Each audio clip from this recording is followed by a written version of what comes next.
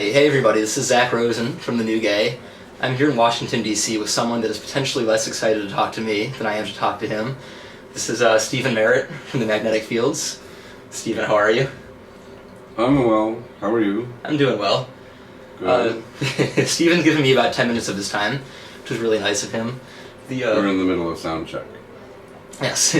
The first thing I want to ask you, just so we don't have any embarrassing moments, is what questions do you absolutely not want to be asked? Well, let's get them out of the way.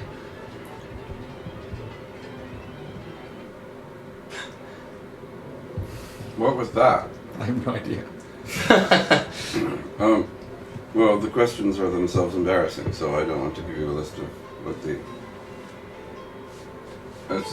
Is this coming from your phone? I turned my phone off. Coming from that? Huh. I see. I just mean, are there like pet peeve questions of yours, like genre questions or influence questions? Not necessarily top-bottom questions. If you ask one, I'll just say I don't want to answer it. Okay. It's easy enough. That is fair enough. I also want to get the obvious album question out of the way, which is why choose folk influence for this time around, if there is any kind of concrete reason. Well, I wanted to make a record which was maximally different from Distortion. Right. I can't do this. Yeah, we have to figure let's this see if there's a better room. I'm sorry about that. So why folk influenced album this time around? I wanted to make a record which was different from Distortion, which was our previous record, on which all of the instruments were feeding back and behaving like electric guitars, a la Jesus and Mary Chain, Psycho Candy. So, going in a pretty radically different direction, we did a record where there was no electric instruments and everything is vaguely folk-oriented, whatever that means. Okay. That's fine. Okay.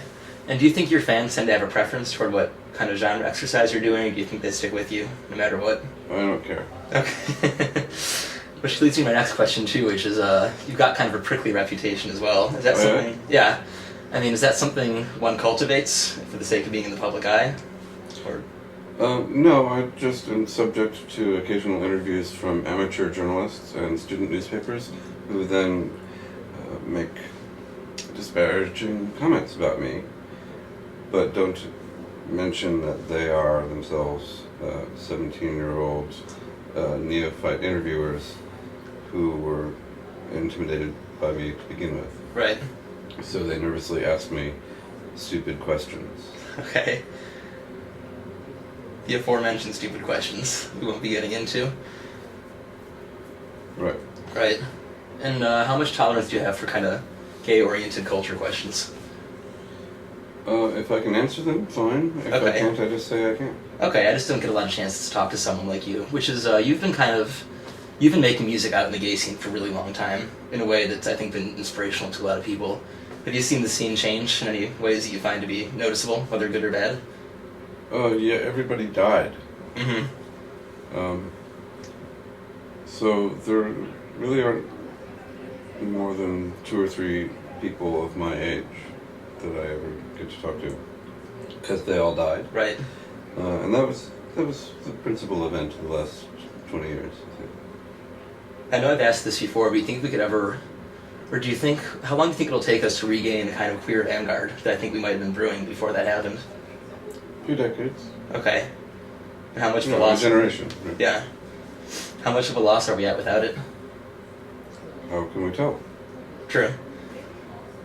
I mean, you can guess. I mean, there's not a lot of, I think, out gay people making really quality, kind of thoughtful music these days. Most people think about Or gay straight music. people. Right.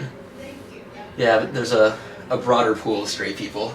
You know, if you got a small percent of a small percent, you can get really screwed. Yes. Well, right. I don't want to say that all other gay musicians are morons.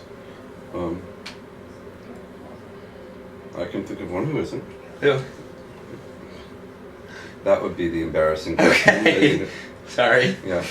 And I suppose you won't tell me the ones that are morons either. No. Doesn't hurt a guy to ask. Right. Are there any straight musicians you're particularly fond of right now? No. Okay. I like the High Llamas in Stereolab, but I don't know if they're gay or straight. I mean, I don't usually think in this terms, especially with whole bands of people. Quiet out there! Do you get sick of being asked questions about modern music? Contemporary music? Oh no, it's really easy to answer because I know almost nothing about it. Right. I just say I like High Llamas and Stereolab and the organ. And I probably like something else that I can't think of. That's probably why, I mean, in my opinion at least, your music's going to hold up a lot better than most contemporary music. It has kind of a timeless quality. Well, it has a kind of That's me cracking my knuckles, sorry. it has a kind of old quality. Yeah. Yeah.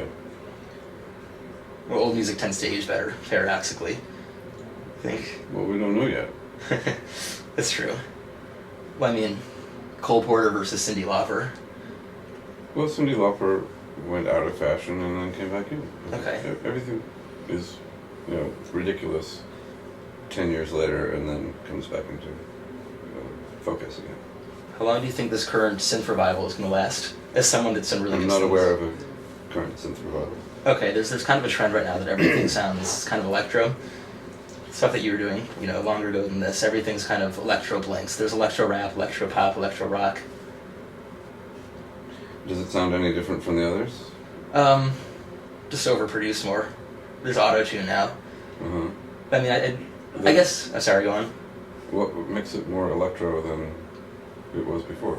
I don't know, I guess the first time around is a little purer, which is why I'm asking you. You have the difference between something like Erasure, which maybe isn't pure the right way to call it, but then you have all these bands that sound like Erasure these days. But there were thousands of bands that sounded like Erasure at the time. Okay. You've just only heard of Erasure. Right. Well, that's the one that lasted. It's the one that was successful enough to do so.